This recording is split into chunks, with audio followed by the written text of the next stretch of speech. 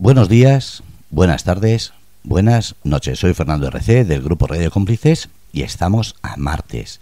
Empieza el programa cultural de El Taquillero, un programa que hoy además tiene dos de los tres representantes porque hoy uno de ellos no ha podido acudir. Así que primero de todo que se presenten para saber quiénes son y sobre todo espero que os guste, porque normalmente el mundo de la cultura suele ser más de lo que nadie puede pensar. A veces solamente pensamos en cine o en televisión o en música y hay muchísimas cosas detrás, entre ellas la crítica. Es una parte de la cultura que muchas veces solamente la leemos si estamos interesados en algo y si no la pasamos por encima, pero a veces nos puede abrir los ojos de muchísimas cosas. Así que damos pie a un nuevo espacio del Taquillero. Todo vuestro. Muy buenas, una semana más. Estamos en el tercer programa del Taquillero. Estoy con Iván Belenda. Hola, muy buenas. Yo soy Óscar Gómez y en este tercer programa nos falta la tercera pata de este taburete y hoy queríamos hablar durante un pequeño espacio del programa sobre sagas en general. Ahora mismo muchas de las películas que están en cartelera se estrenan un poco a cholón, podríamos decir, y prácticamente todos los grandes estrenos, todas las películas más taquilleras son sagas, y queríamos rescatar una saga que para Iván y yo, que tenemos la misma edad, nos sacamos 7 días, pues fue una saga que nos pilló en su primera película siendo unos críos y que este año ha sacado, este año o el anterior, ya no sé seguro cuándo se estrenó, su sexta parte, que es la saga de Ice Age, la Edad de Hielo, que empezó en el año 2002. 2002, sí. Si no me bailan las fechas, sí, creo que fue, sí. Para quien no termine de ubicar, pues es esta saga de animación en la que un mamut, un dientes de sable y un perezoso se aliaban para conseguir devolver a un niño humano con su familia, y que por ahí había una ardilla que estaba siempre en la lucha por la supervivencia y por conseguir comer esa bellota. Sí, a ver, ahí sucede con esta saga algo que sucede muchas veces, ¿no? Es decir, que sobre todo en una saga que tiene tantas películas, ¿no? Yo creo que el hecho de que vaya en la calidad en descenso. Es decir, yo creo que se mantienen bastante bien. O sea, la primera me parece muy buena. La segunda está bastante bien. La tercera, bien. La cuarta aún mantiene el nivel. Y luego la quinta, por lo personal, ya me parece demasiado floja. Sin embargo, lo que nunca pierde gracia en esa saga son estos sketches, ¿no? que protagoniza la ardilla Scrat, ¿no? Que siempre te la van ubicando ahí en ciertos momentos de la trama. Yo creo que para un poco, a ver, ya las películas suelen ser ligeras, pues un poco como para aligerar un poco más la película. Y yo creo les que quedaría igual una peli de 1 hora y sí, la ensancho un poquito, sí. No, y la verdad es que no suele fallar. O sea, como digo, creo que esas partes yo creo que ya la hacen a propósito, porque si la película no te está convenciendo, dices, bueno, pues vamos a meterte estos sketches que además, si leéis críticas, comentarios y demás, siempre es casi lo que más se destaca. Luego la película, bueno, pues gusta más o menos, ¿no? Pero siempre tiene ese punto de destaque que se agradece, la verdad.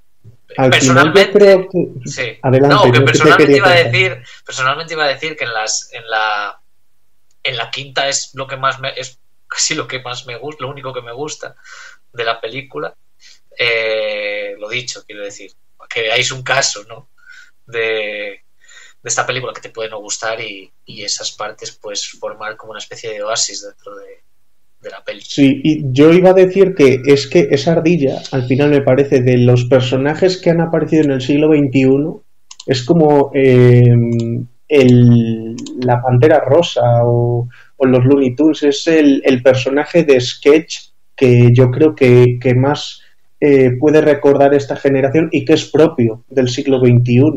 Sí. Porque al final creo que de productos derivados se han hecho también cortos solo de ese personaje o contenidos promocionales. Si no me equivoco, hasta en un capítulo de Padre de Familia había un sketch en el que aparecía esta ardilla y se animaba dentro de todo, o sea que... Sí, realmente. Dentro de la cultura popular, dentro del cine de animación, claro, se ha viralizado por completo, ¿no? Es decir, ha sido como una de las figuras claves animadas de este siglo, claro. Sí, yo por poner, lo has hecho tú al principio, una opinión más expuesta de mí sobre la saga, a mí me parece que la primera película, o sea, las películas son películas y debería de ser buena una película de por sí y no debería de ser buena porque otra película anterior o posterior te la justifica para que sea buena. Eso lo puedes entender dentro de algún pequeño tramo de una película o algún episodio de una serie de televisión que puede ser un poco más pesado para dar pie a otro, pero es que me parece que en las historias de la Edad de Hielo los personajes tienen un propósito en la primera película y en esa primera película les cumplen el propósito.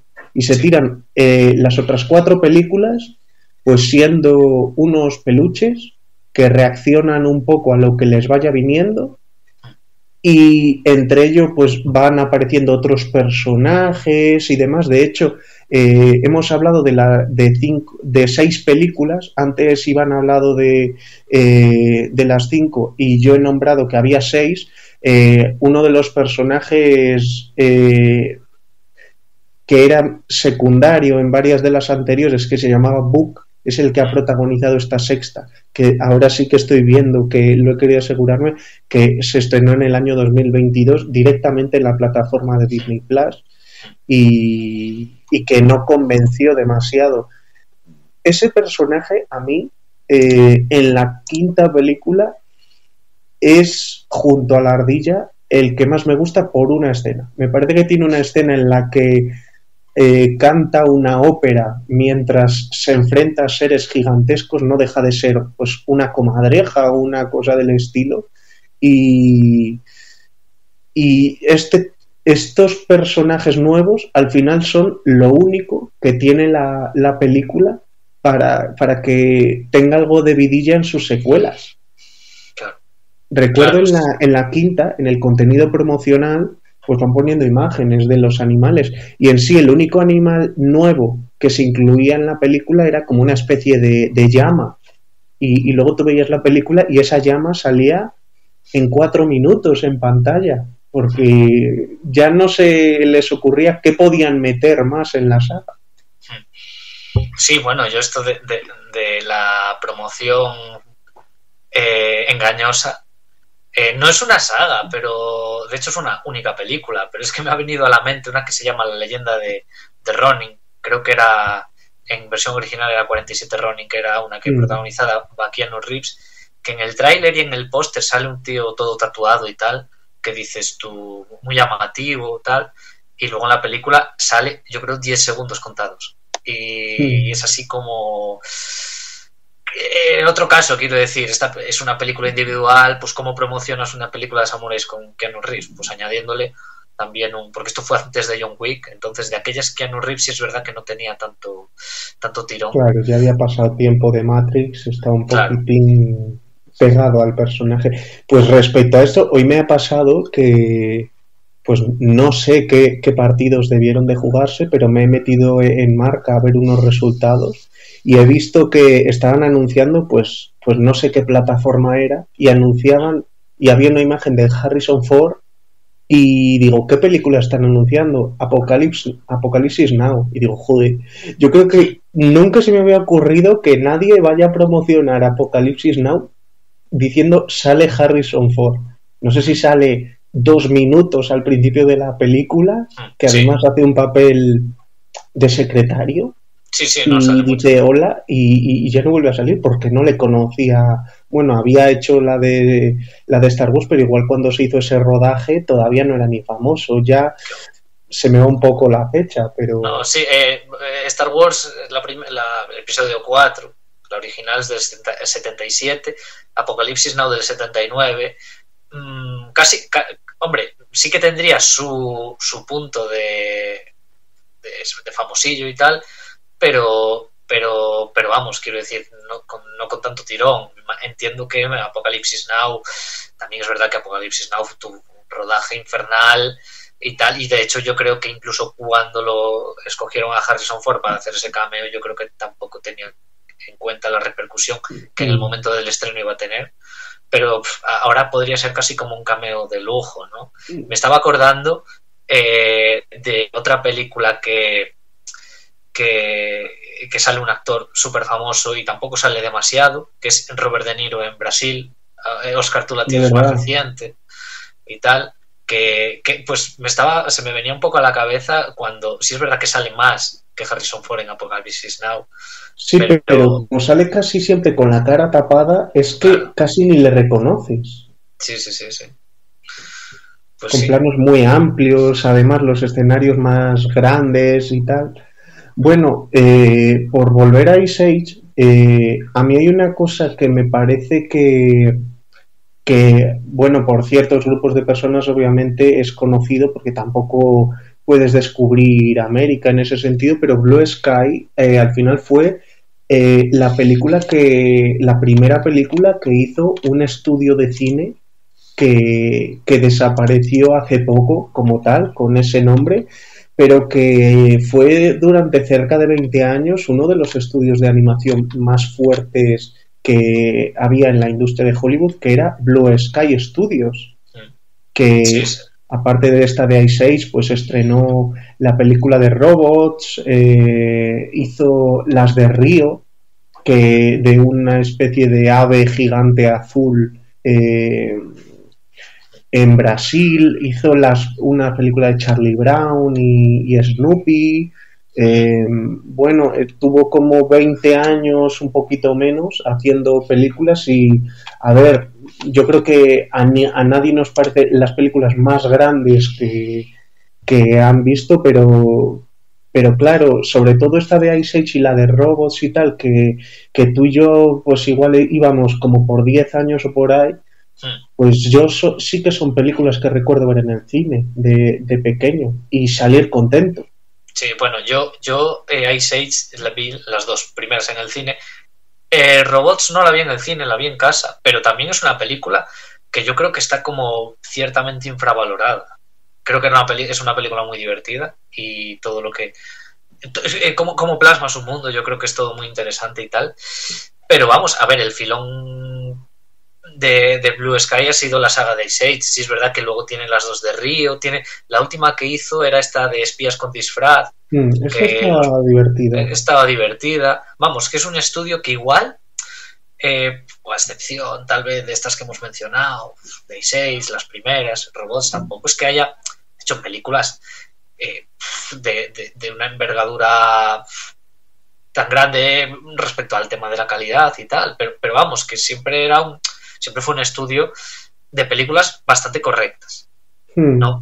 En ese aspecto se parece bastante al estudio que hizo las películas de Gru o de los Minions. Al final los de Illumination, es un estudio Illumination este año ha hecho la de Mario Bros, pero que es un estudio que ha probado otras sagas y al final las que les están dando de vivir son las de Gru o la de los Minions, y ahora que Gru sea niño para poder estirar un poco más porque ya has contado en bastantes. Al final yo creo que eso es un poco de lo que tiran la mayoría de estudios. No pueden ser todos como Pixar o Disney, que tienen la capacidad de cada poco tiempo sacar una historia totalmente nueva, que hable de cosas que a prácticamente todo el mundo le revuelvan en el estómago. Claro, sí. O sea, pero que bueno, dentro de lo que es los humanos, estos pues son de los humanos que todo el mundo reconoce sobre todo los que andan por 30, algo menos, yo creo que estas películas las recordamos.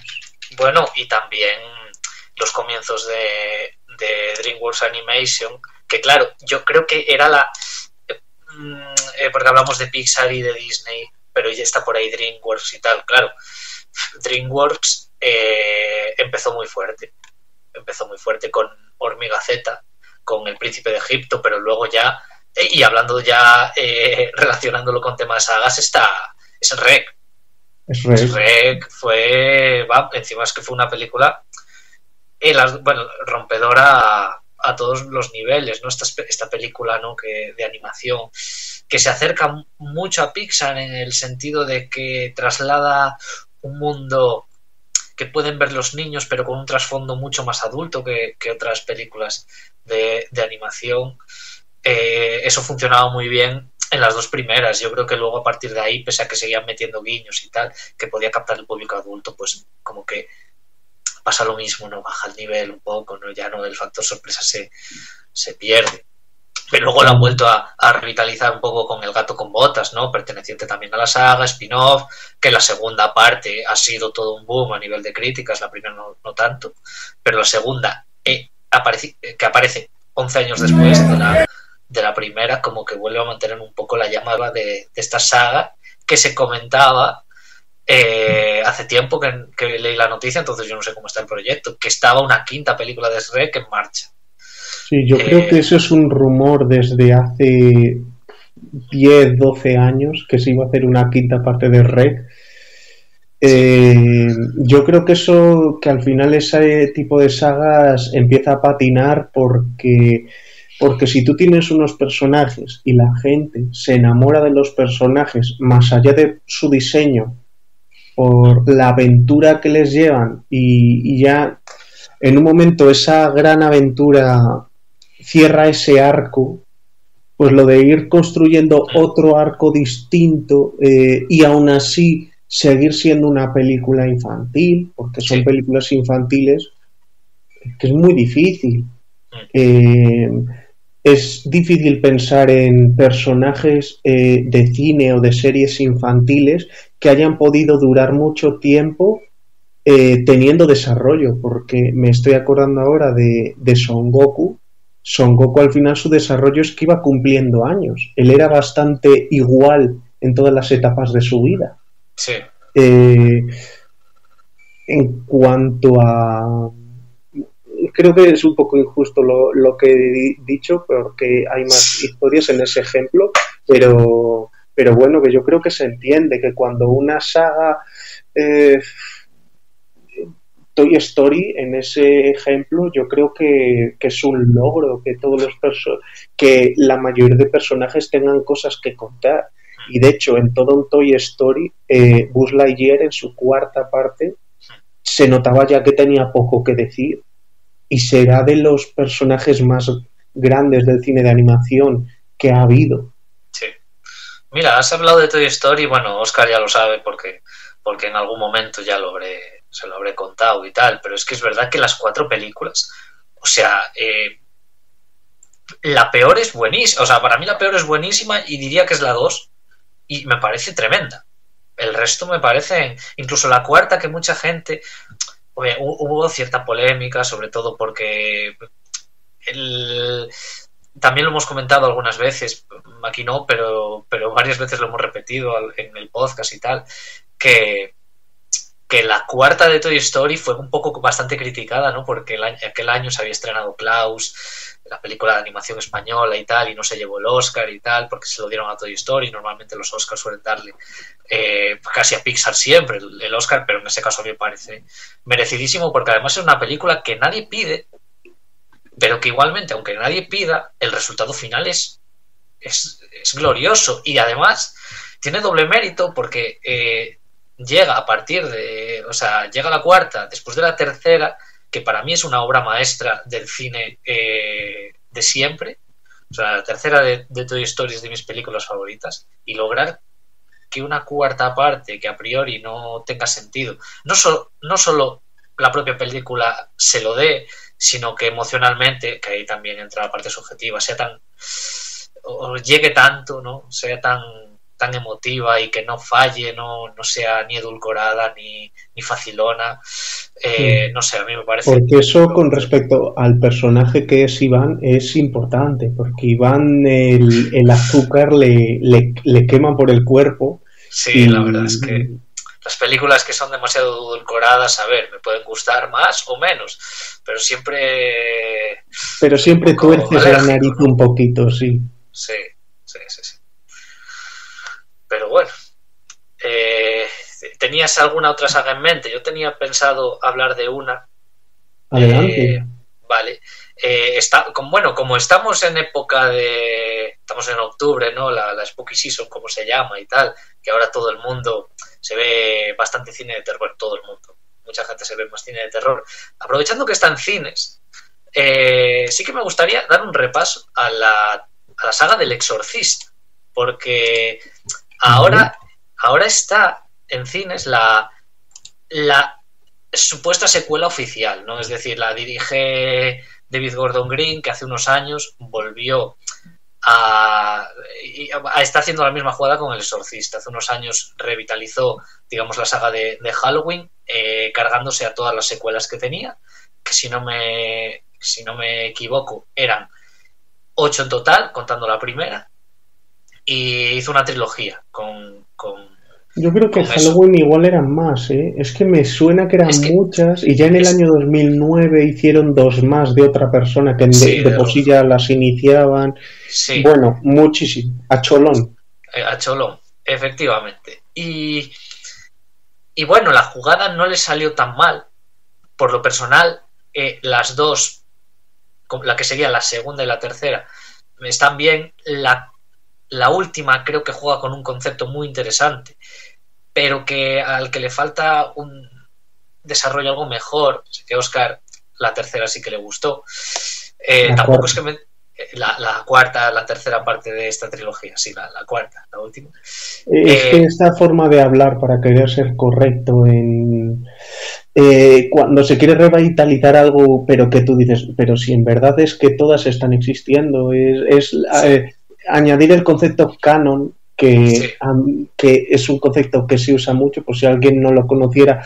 Básicamente decir canon es que te dicen que estas películas en concreto siguen el mismo tema lineal. El problema es cuando ya se han hecho otras anteriormente y de repente esas no son canon, porque te las quieres quitar de en medio por la razón que sea, porque las ha hecho alguien que no querías, porque sale un actor que no quieres, o porque no fueron exitosas y con mucha clase tú te las estás quitando de en medio. Sí, quieres hacer así como un reinicio propio y tal. Pues está pasando un poco con El Exorcista. Yo quería un poco hablar de las películas que hay del Exorcista, porque realmente no hay pocas. O sea, está la primera, la maravillosa película original de William Friedkin, del 73. Luego está El Exorcista 2 del 77, que traía de nuevo a Linda Blair, que era la chica protagonista de la que estaba poseída en la primera parte, que me parece una película horrible, que dirige un director llamado John Boorman, que tiene joyas en su filmografía como Infierno en el Pacífico, Excalibur, Deliverance, y luego tiene horrores para mi gusto como Zardoz. Pero bueno, quiero decir que dirige una secuela sin interés ninguno y además con un guión que es disparatado a más no poder.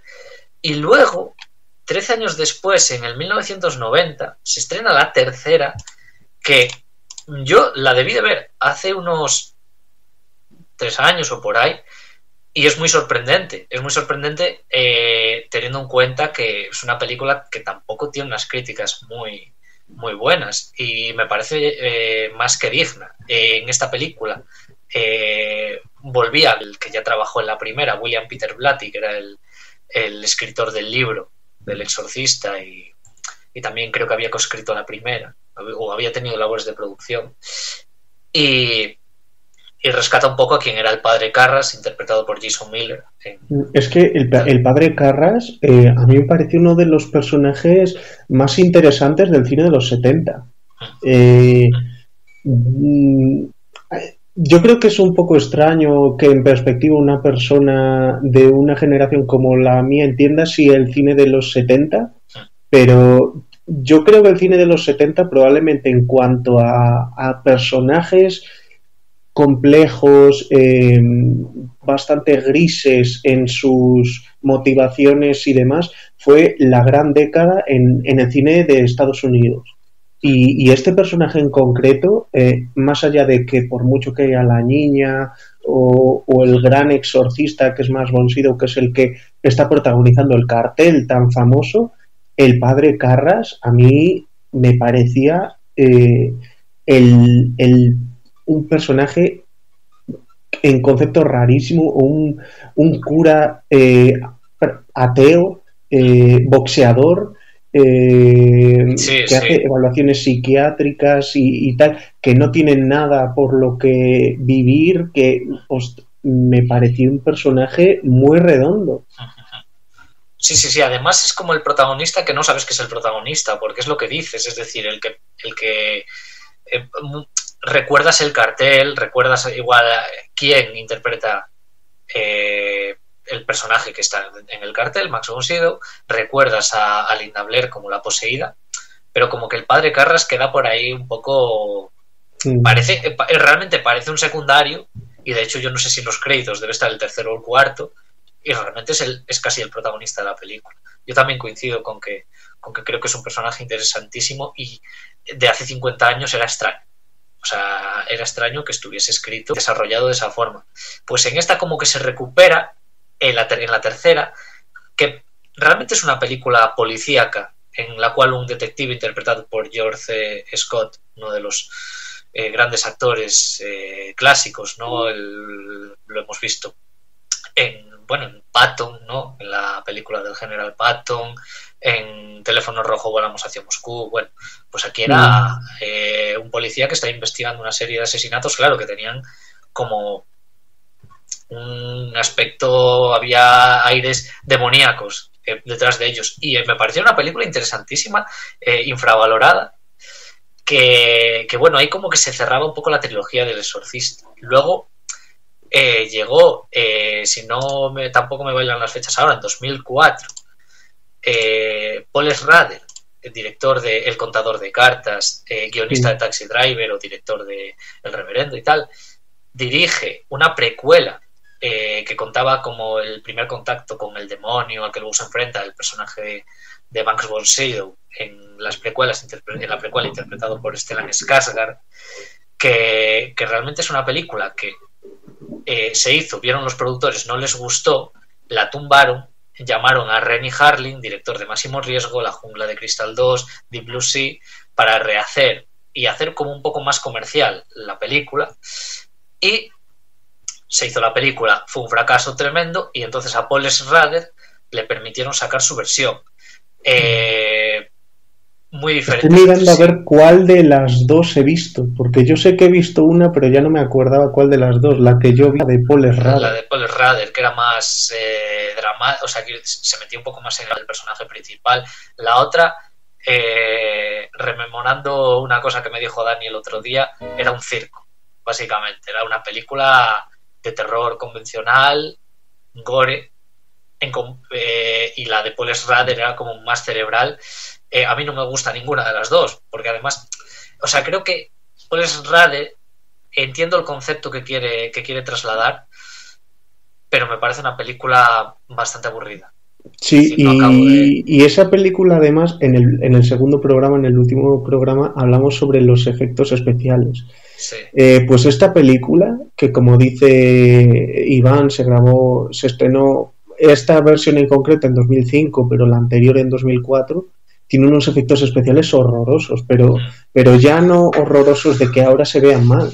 Es que son efectos especiales que en el año 2005 eran malos y hace 7 años también eran malos. O sea, no me extraña, por el tipo de cine que hacía ese hombre, yo creo que no tenía mucha idea, no sé ahora qué tal estará, pero yo creo que no sé muy bien dónde poner las cosas para que el espacio en blanco haya algún personaje hecho por ordenador, a mí Sí. me llamó mucho la atención lo cantosas que eran esas escenas. Se comenta que, bueno, se comentó que Brothers le dejaron estrenarla, pero no le dejaron terminar la postproducción. Y yo creo que de ahí viene el que los efectos se vean tan raros.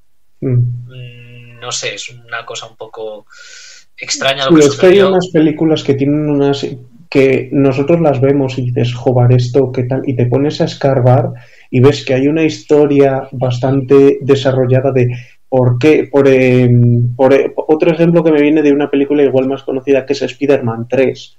¿Por qué Spider-Man 3 es peor que tal? Pues el director quería que el villano fuera el Hombre de Arena, le dijeron que metiera a Venom, tuvo que meter a los dos, como metes a uno tiene que salir menos el otro y tal, entonces tú ves como que un villano está mejor construido que otro, el otro tiene huecos porque tienes que estar dedicándolos al primero y al final deja de funcionar tan bien porque un productor te exige que salga un personaje y de Sí. la misma forma que puede a veces salvarte una película, un productor, en casos como estos, pues la revienta. Pues, claro, al contrario, sí, sí. Y bueno, respecto al Exorcista, únicamente también decir que salió una serie en 2016, creo que contaba con 2 temporadas, que estuvo bastante bien criticada. Entiendo que no es canon. O sea, quiero decir que no es canon, o que no es canon, o que esta secuela que acaban de hacer se la ventila también. O sea, igual era canon y ahora ya no lo es. Y nada, ahora tenemos la secuela oficial en cines, que se ha llevado una somanta de palos tremendo. De hecho, se están un poco replanteando no cancelar las otras 2 películas, sino hacer una reestructuración de guiones, porque, en fin, dada la respuesta del público, ya no de la crítica, del público, pues están ahí un poco a ver si cambian. Ha pasado en todas las películas de Halloween que han sacado que este creador ha querido dar un enfoque que es muy poco usual en el cine de terror. Entonces yo esta última película del Exorcista aún no la he podido ver, pero me puedo leer que ha vuelto a pasar, que ha buscado una forma diferente de hacer terror y claro, hay un público muy forofo del cine de terror que sabe muy bien cuáles son las bases que les gustan para que se produzca el terror y si te sales de ahí ya no les gusta. Claro, bueno. Por hablar de la segunda parte de Halloween, en esa lo que es el Mike Myers prácticamente no aparecía.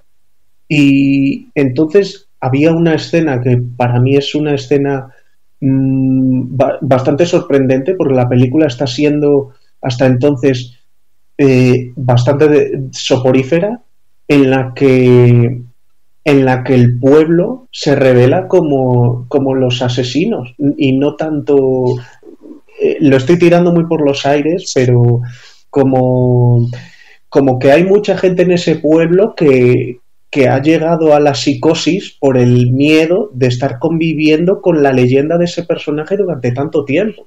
Entonces, es un concepto de terror distinto, que ahora sea que el miedo ya no sea esa persona, sino que esa persona ha infectado al pueblo. A todos los demás. Sí, de hecho, bueno, estabas hablando de la segunda, creo que te refieres más a la tercera, ¿no?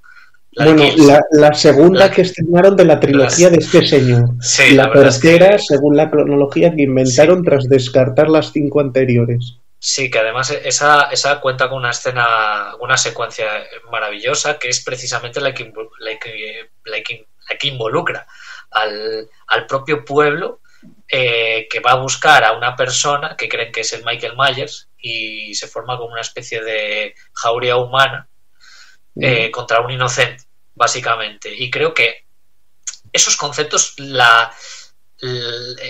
están bien planificados, están bien planeados, están bien mostrados. O sea, quiero decir que en ese sentido no me decepciona para nada lo que intentaron hacer. Yo no sé también qué habrá hecho con El Exorcista. Si es verdad que, porque creo que lo dije antes, es el mismo director el que está haciendo la misma jugada, pero Claro, siempre está la inevitable comparación entre la original y ahora la secuela. No hay tantos adeptos, yo creo, tantos fans de Halloween como el del Exorcista. Quiero decir, Halloween era una película, un slasher del 78, en la cual, claro, es un clásico del cine de terror, pero tal vez en cuanto a calidad cinematográfica es mejor el Exorcista. Entonces, claro, ya nos situamos en un ejemplo, o sea, puedes hacer una comparación, o sea, las comparaciones te van a venir peor, yo creo, en caso de que hagas una película incluso correcta, porque esta película puede ser correcta, la segunda, pero probablemente por la comparación con la original pueda llegar a ser más criticada. Es que es bastante... Yo creo que no es que es bastante, que es imposible querer hacer una película igual de buena que El Exorcista. El Exorcista fue una película que produjo infartos cuando se estrenó, fue una película que realmente llevó al público un tipo de terror que no había vivido nunca. Y ahora mismo hemos visto tanto cine de terror que plantearte con una secuela de la misma historia de eso, volver a romper ese molde, a mí me parece una batalla imposible y de hecho verla planteándote que va a ser igual de buena que la otra es una idea un poco necia, me parece, a mí. Claro, y también hay que tener en cuenta el público.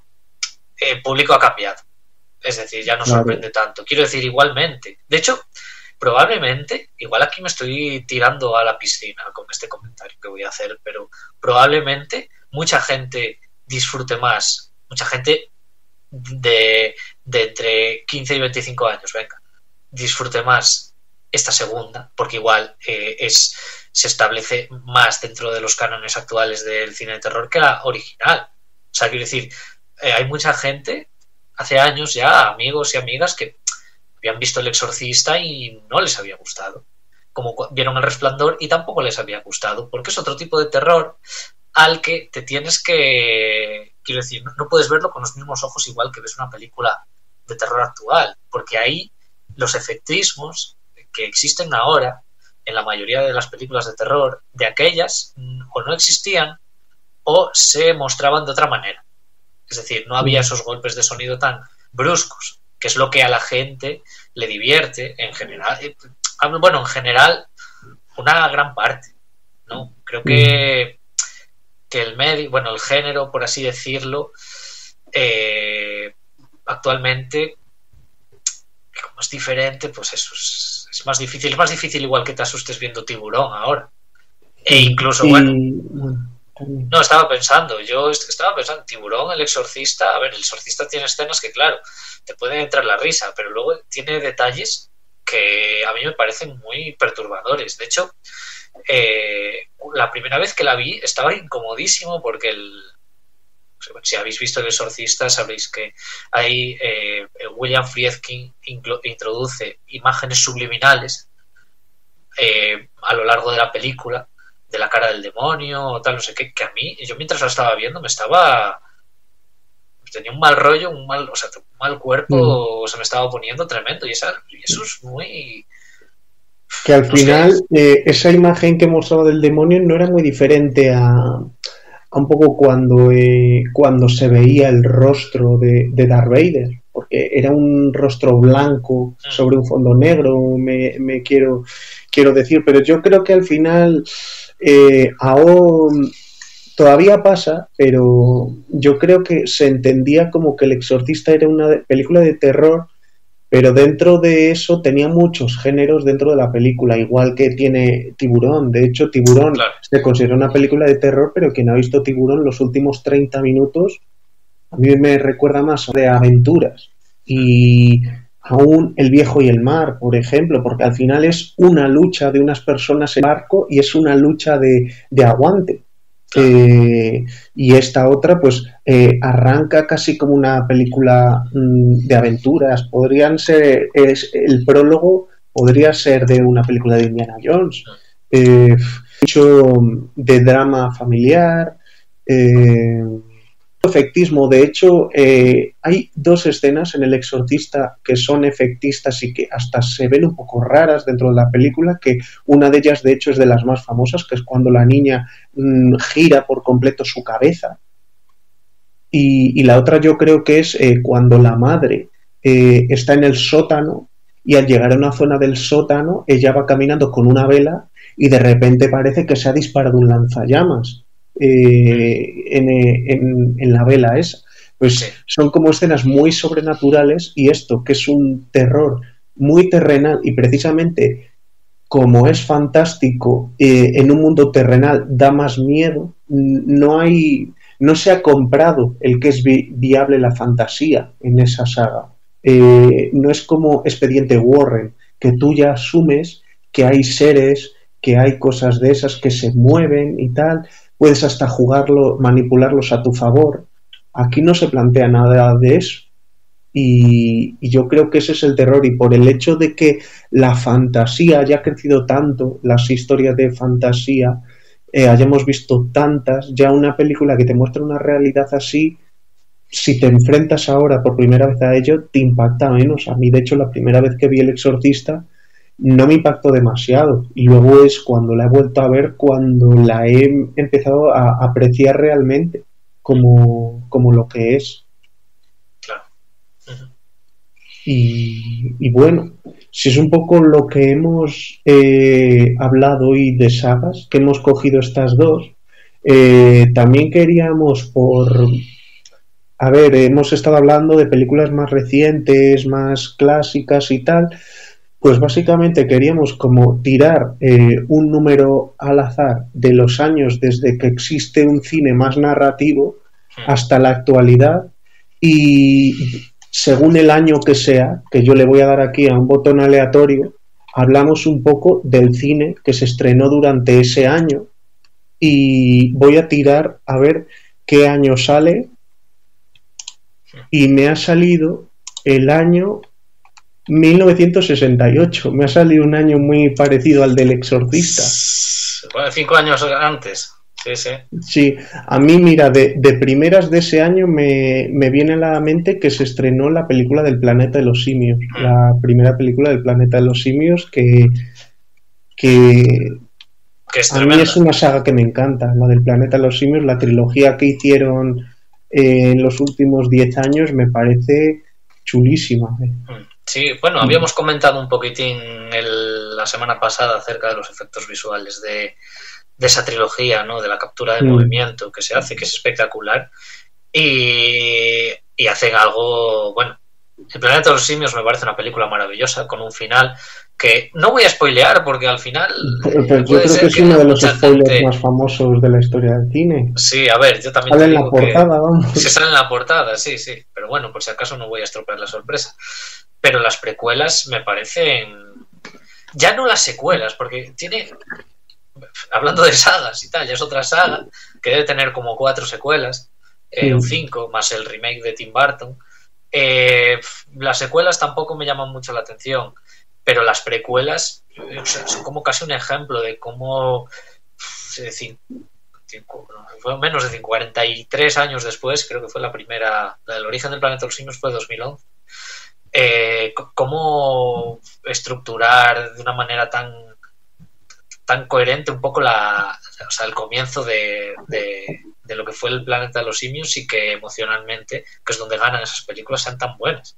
La tercera incluso, yo que soy una persona, siempre hago el chiste, ¿no? Que soy una persona sin sentimientos y tal. A ver, con la tercera, la última vez que la vi, casi se me caen un par de lágrimas.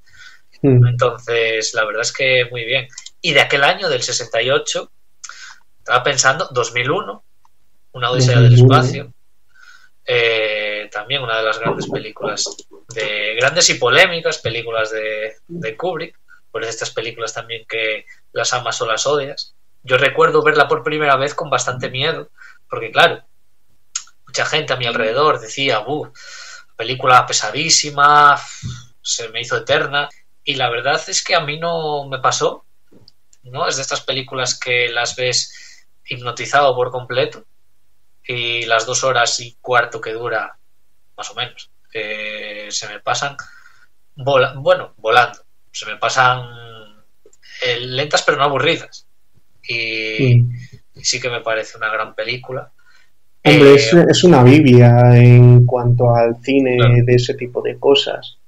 Bueno, y muy, muy referencial, es decir, Claro. ahora Barbie, por ejemplo, en su prólogo hace alusión al comienzo de Claro, 2001. así habla Zaratustra y todo eso. En Toy Story 2 hacen también una parodia al comienzo de Asia, bueno, de 2001, metiendo la música, bueno, el extracto de Así habló Zaratustra. No, lo he dicho bien, Zaratustra. Zaratustra, vale, lo he dicho al revés. Bueno, pues sí, luego... Estoy viendo que, como hemos estado hablando de película de terror, en El Exorcista se estrenó La Semilla del Diablo, que a mí me parece, a mí en lo personal, de cine de terror, me parece que es con Psicosis las dos mejores películas de terror de todos los tiempos. O sea, y eso que La Semilla del Diablo dura en torno a 2 horas y la primera hora no tiene ningún elemento de terror. Es una película dramática cualquiera. Bueno, cualquiera no. Es una película dramática bastante buena, pero la última hora es que me parece terrorífica. Una película que yo cada vez soy menos sensible a ese tipo de cosas, pero yo es una película que necesito ver con luz en casa. Ya. Sí, no. La verdad es que hace tiempo que no la veo, pero algo parecido me pasó a mí cuando la vi. Es decir, yo la he visto un par de veces. Estas películas que, a ver, hay una cagada en esa película que es la traducción al castellano del título, porque ya te está haciendo un spoiler, pero igualmente tú la ves con inquietud, o sea, un poco como hablaba yo antes del Exorcista. Por mucho que en la primera hora no pase relativamente nada terrorífico, hay un ambiente por ahí detrás que te hace estar muy inquieto, muy un poco esperando lo que se viene, ¿no? Y yo creo que eso lo consigue en este caso Polanski, ¿no? El director, muy, muy bien, y que sea, claro, reconocida como una de las mejores películas de terror de la historia, pues también tiene su lógica, ¿no? Porque ese al final es una película que tiene un crescendo dramático terrorífico muy bien narrado. Y claro, termina la película y estás, bueno, como dice Óscar, igual con la luz encendida, porque no puedes estar a oscuras viéndola, del impacto y del terror que te está... Sí. Bueno, es una tragedia en ese sentido. La película tiene está compuesta como si fuera una tragedia clásica.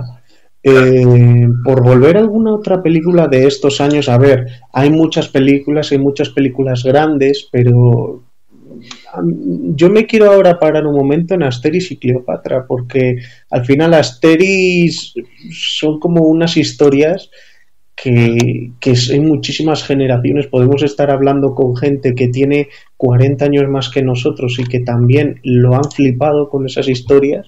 Entonces yo creo que son películas que hemos visto muchísimas personas.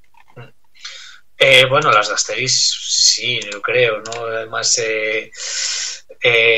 no es de ese año, ¿no? Pero la de las 12 pruebas, por ejemplo, yo creo que es el top de estas películas que se hicieron. Pero Cleopatra, de todas también, de estas que hicieron Asterix y Obelix, también merece mucho la pena, porque además, quiero decir, es un humor muchas veces satírico, crítico. La de las 12 pruebas, por ejemplo, era casi yo creo que el ejemplo más claro, tal. Pero tenía como ese toque de trasfondo, de mensaje para adultos, envuelto en una película que pueden ver los niños y reírse mucho, de la que luego, por cierto, de las películas que han hecho en acción real de Asterix y Obelix, hicieron una adaptación de esta historia de Asterix y Cleopatra, que hace mucho que no veo, pero esta sí que tenía su cosilla, la de animación, ¿no?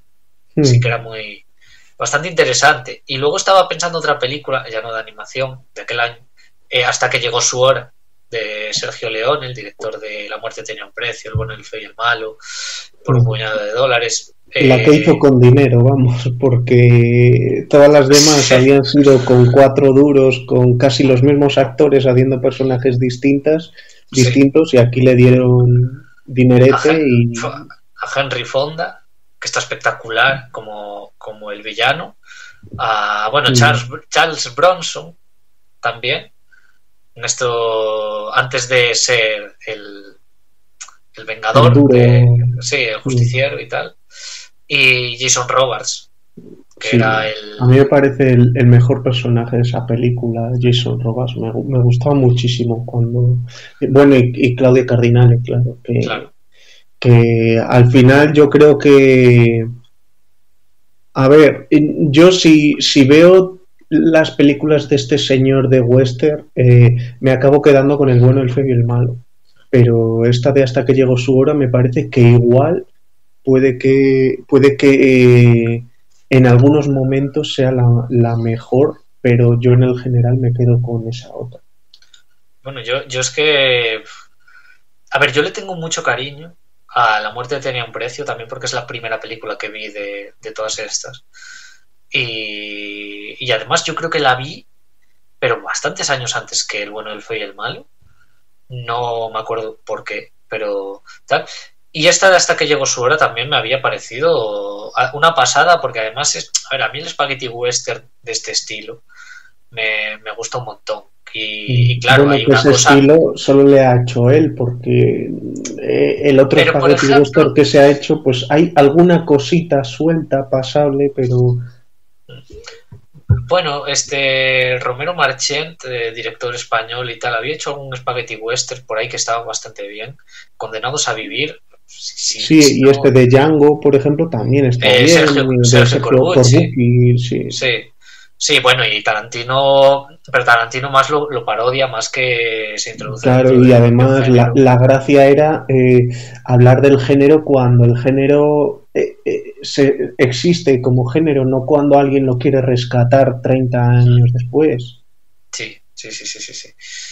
Y bueno, claro, también está la música de Morricone, de la que te enamoras, porque además de lo que creo que también hace que suba puntos la película, porque al final, yo qué sé, los duelos, cómo están narrados, cómo al final Sergio Leone, esto yo creo que es casi algo que, bueno, no sé cuánta gente lo sabrá, pero Sergio Leone hacía el montaje según, o sea, Ennio Morricone hacía la música y a partir de la música Sergio Leone montaba la película, y creo que es una que normalmente se hace al revés, pero que en la película queda, vamos, perfecto. Sí. Y a ver, este año todavía podemos seguir hablando de películas que están bastante bien. Está El Guateque. Es una pena que no esté Dani, porque Dani es una persona que le gusta muchísimo esta película, pero bueno, ¿qué podemos decir del Guateque? Del Guateque, pues que es una película muy divertida. Y quiero decir, y sigue siendo divertida, pese a que tiene elementos que han envejecido mal, yo creo que sigue siendo bastante divertida actualmente. Además, a mí me parece fascinante cómo te puede ocupar 5 o 10 minutos de película en una acción realmente simple, que se respondería con una voz en 10 segundos, y aquí es que te lo estiran con un mancharse el calzado y tal. Es que es bastante fascinante cómo ocupa duración la película en cosas que deberían de ser anodinas. Bueno, claro, realmente luego el grueso de la película general es en la fiesta, en el Guateque, y que no se haga repetitiva, ¿no? Porque al final la película dura como 100 minutos o por ahí, o si no me equivoco. Que no se haga repetitiva es un acierto, porque quiero decir, están pasando cosas muy parcialmente diferentes dentro de la misma. Es ingeniosa dentro de los chistes, rítmica. Respecto, o sea, si entendemos que el sorprender es el mayor hito de la comedia, creo que no hay muchas películas que puedan decir que son más ingeniosas que esta. Claro. O sea, ya te tienes que ir, pues, películas de los Marx, de Chaplin, Alguna película más reciente también hay, claro, joder, es que esta película es bastante fascinante en ese sentido. Yo creo que es la mejor película que yo he visto, la mejor película de comedia que hizo Blake Edwards. De Blake Edwards. Puede ser. Yo tengo mucho cariño a una película que hizo Blake Edwards que dura como 2 horas. Tengo muchísimo cariño a su primera hora, pues luego la siguiente hora me parece que no, que se llamaba Ciego Amor o algo así, que la hacía Bruce Willis con Kim Basinger. Sí. No sé cómo se llamaba. Amor Cita ciego. Ciegas, sí. Cita Ciegas. Me parece que tiene un primer tramo que es divertidísimo, que es cuando se conocen y luego como que la película hace corte a otro día o algo así y que la película pega un bajón enorme, pero esa primera hora me parece que es estupenda. Bueno, hace poco me habías hablado de una peli de Blake Edwards que te había gustado bastante, que era la de S.O.B. Es verdad, sí. S.O.B. además, pero S.O.B. me parece que el problema que tiene es que es una comedia dura en el sentido de que las bromas son muy crueles, las bromas de largas pueden ser pesadas, porque igual que en esta de Logateca hay un personaje mítico que es un camarero que cada vez que alguien se niega una copa, pues este se la bebe. Pues aquí en esta de S.O.B. también había un chiste recurrente de un señor que se había como quedado dormido en el coche pisando el freno y se había metido en el mar. Y tú veías de vez en cuando pues que igual salía del mar, pero se le llevaba de nuevo la ola para adentro y tal, y se tiraba. Es una comedia larga de 2 horas y 20 o así. Pues es que a mí me parece una película muy fascinante y bastante llena de odio, porque el creador estaba bastante amargado por esos tiempos, ya estaba hasta las narices de Hollywood, y una carta tan clara de desprecio a sus superiores me parece bastante fascinante. Y estoy viendo también que este año también se hizo la primera película de zombies caníbales, que era La Noche de los Muertos Vivientes, de George A. Romero, una película que hicieron pues con un número de medios escasísimo. De hecho, entonces costaba mucho dinero conseguir vídeo, cinta para poder grabar, y en ese sentido ellos fueron ambiciosos y en vez de grabar en 8 milímetros, que se supone que era el formato mínimo para grabar, grabaron en 16, pero se dieron cuenta de que no tenían equipo para montar en 16, entonces tuvieron que degradar las grabaciones a 8 y al final tuvieron que montar en 8 milímetros. Eso al final tiene que ver con la calidad de la imagen. Muchas veces se habla de los 8 milímetros, pues es, pues yo que sé, como grabar con un Nokia de hace 15 años. Es la peor calidad de imagen que puedes tener, y en películas se ha visto pues que muchas veces pues niños cuando grababan sus cosas pues era con lo que lo grababan, porque era lo único que se podían permitir al ser lo más barato. A mí me parece, no es mi película favorita de este director, pero sí que me parece que indiscutiblemente es la película más importante de toda su carrera. Hombre, y que es otra película que ha creado un género. Claro, iba a decir que no solo de su carrera, sino que de la carrera de varios directores, porque por ejemplo, mira, a ver, estaba pensando, yo qué sé, no por esta película, pero sí por Zombie. Zack Snyder hizo su remake, Amanecer de los Muertos, y mucha gente la considera su mejor película. Así que, y quiero decir, y luego probablemente, yo qué sé, The Walking Dead no existiría. O 28 días después, o así. Claro. O sea, todas las películas de terror, de temática zombie que hay, es que no existe. One Cut of the Dead, por decir otra reciente. Hay Amahiro. Claro, porque anteriormente, o sea, algo de zombie se había hecho, pero de otra manera. Quiero decir, yo anduve con un zombie de Jacques Tourneur, realmente era sobre vudú, era sobre vudú. Y había otra que era La Legión de los Hombres Sin Alma, que creo que era Bela Lugosi el protagonista, que tampoco eran zombies como tal. Quiero decir, mucho era un tío que resucitaba, pero ya estaba. Quiero decir, no Al era... final el zombie era como una traslación del golem que había en otras mitologías. Es básicamente una persona muerta que hace lo que le ordenes. El ghoul, como se había dicho en alguna ocasión, que tenía mucho que ver con la mitología vampírica, en el caso de que eran personas mordidas por los vampiros y que como no eran vírgenes se convertían en sus siervos en vez de convertirse en vampiros ellos. A mí me parece una película que todavía hoy es bastante efectiva. Lo que pasa que hay tanto recorrido en ese género que puede recordar mucho a otras cosas que ya se ha visto. Entonces bueno, tenía el aspecto social que tenía la película. Al final era raro darle el protagonista a un actor negro, aquí se lo daban. Tenía un cierre pues bastante equivalente a la visión de las personas afroamericanas en Estados Unidos en esos tiempos, o sea que tenía bastante mensaje en ese sentido. Y de la misma forma que esta película de zombie que dices tú en su momento se le dijo que tenía mensaje, a mí me parece que el mensaje es más potente en esta que en la otra, porque al final la otra puede hablar de un consumismo, pues si te quieres poner a pensar, habla de un consumismo, pero yo creo que lo hace de forma mucho más incidental. Sí.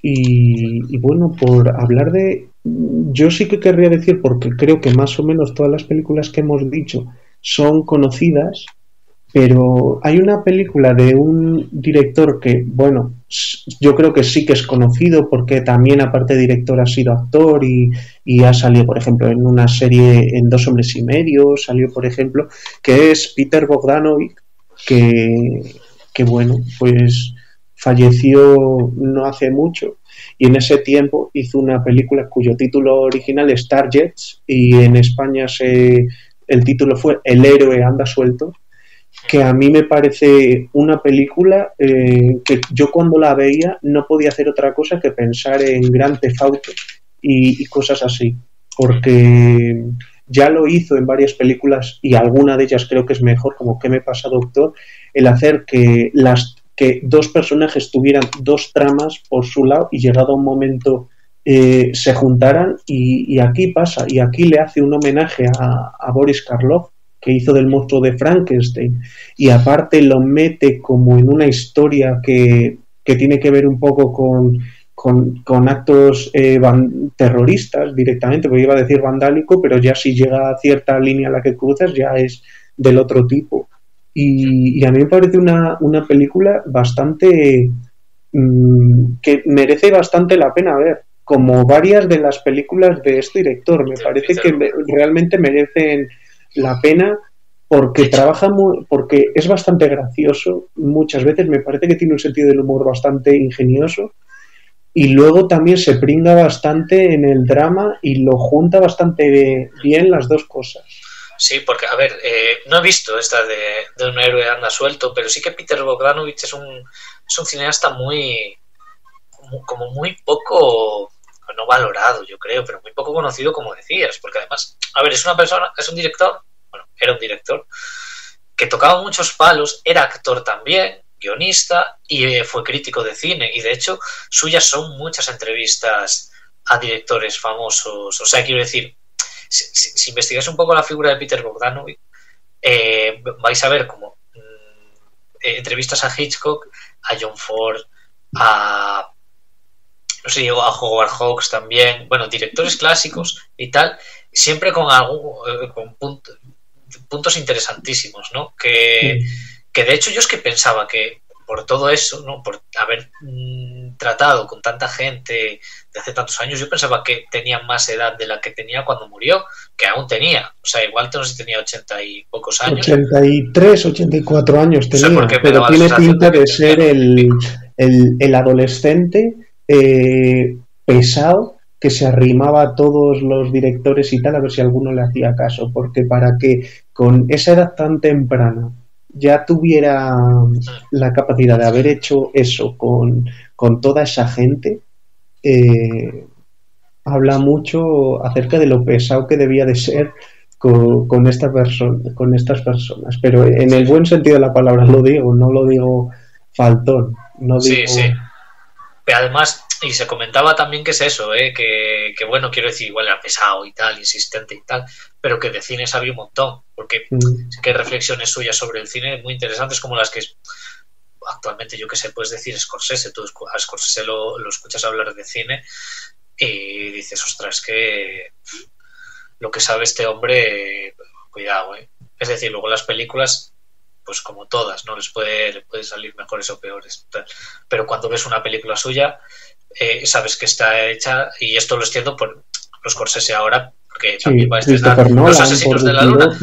Claro, quiero decir, pero sabes que estás en manos de una persona que sabe lo que hace. Independiente de que luego la película te guste más o menos, yo creo que es indudable decir, por ejemplo, del Bogdanovich, había visto yo hace unos años una película que se llama Qué ruina de función, con Michael Caine, Christopher Reeve y bastante gente más, que básicamente era el ensayo de una obra, y básicamente la película era como una especie de obra teatral en cuanto estábamos viendo a los actores interpretando actores que no eran capaces de sacar adelante una obra. Entonces, la manera en la que plasmaba las repeticiones de los movimientos de los actores, teniendo mucho sentido, teniendo en cuenta que es eso, que el propio Michael Caine podría ser el propio Peter Bogdanovich dando instrucciones, ¿no? Había así como una especie de lenguaje metacinematográfico, ¿no? Como de cine dentro del cine, por así decirlo, que era una locura. Tú ves esa película y dices, madre mía, o sea, ¿cómo una mente puede escribir y planificar una cosa así? Te vuelves loco, ¿no? Entonces, reivindicar a Peter Bogdanovich siempre. Y bueno, por mi parte, con ese aplauso a esta figura, vamos cerrando el programa de hoy. Muchas gracias por escucharnos. Se despide Óscar por aquí. Muchas gracias, y se despide Iván por aquí. Bueno, pues habéis escuchado el programa El Taquillero. Óscar e Iván e Óscar. Ahí están, trayendo esas reseñas, esos comentarios y sobre todo su punto de vista. Gracias a todos desde el Grupo Radio Cómplices. Ya sabéis, martes 7 de la tarde, El Taquillero. Iván y Óscar. Óscar e Iván, buenas tardes. Iván, buenas tardes. Iván, buenas tardes. Iván, buenas tardes. Iván, buenas tardes. Iván, buenas tardes. Iván, buenas tardes. Iván.